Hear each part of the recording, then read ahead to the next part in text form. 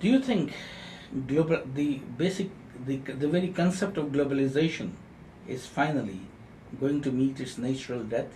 I think it certainly seems to have started to confront this possibility. It's the recent crisis, and let me tell you, it's not over yet. This crisis still exists. The basic underlying problems remain, and those problems are basically that there is too much manufacturing capacity now in place in Far East Asia, and that's balanced against a demand that has permanently been destroyed in the West.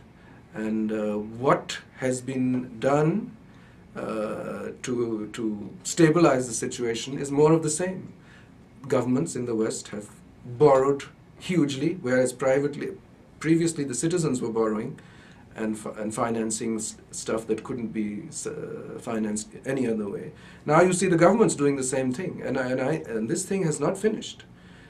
We are not yet over, and I think by the time this storm has passed, this is still a lull before another impending storm, possibly more substantial, because you've played your final card.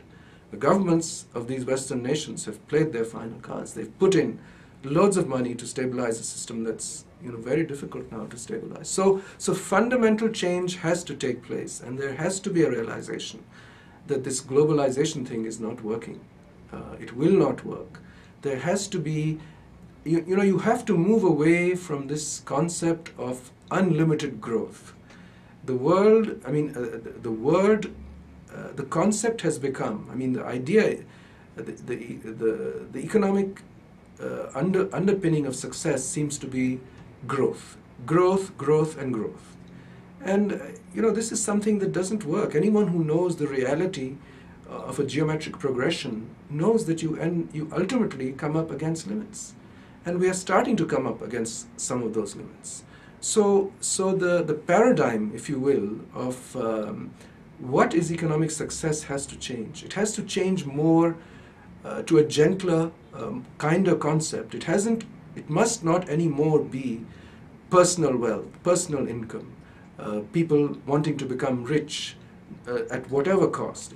I think it has to be more social in its nature, more that, let's help everyone get out of their problems. Let's make sure that everyone has enough. And by everyone, you mean within certain society? Yes, or in the globe? No, I'm talking primarily of Pakistan, but I think on a global basis this also has to be addressed. And I think these issues are coming up. There is a big blowback now also in America, where you're seeing this huge the big noise now about the bonuses of bankers, where you have some individuals making tens of millions of dollars a year, and other people who are living below the poverty line and have to be fed out of food kitchens. Now there is a basic issue of social justice here, and America is a red-blooded capitalist state, but even there, this issue is coming up. They think it's gone too far. This capitalism thing has gone too far. And they may not put it in those many words, but certainly the feelings behind it are this, that there has to be somewhat more, a bit more of social justice. So the very concept of wealth generation through the banking system, which was basically based on interest, and that is coming to an end, that era is going to come to an end? Actually, that's a very, very complicated question. It involves many, many different things. And I don't think we have the time to answer all of those or discuss all of those today. Let me just say that the way things were going in the past cannot continue. The way that the banks were generating credit cannot continue. And to some extent, to those of us who are of somewhat of a religious bent, there appears to be a certain, one starts to appreciate the divine wisdom, at least in our religion where interest is not allowed.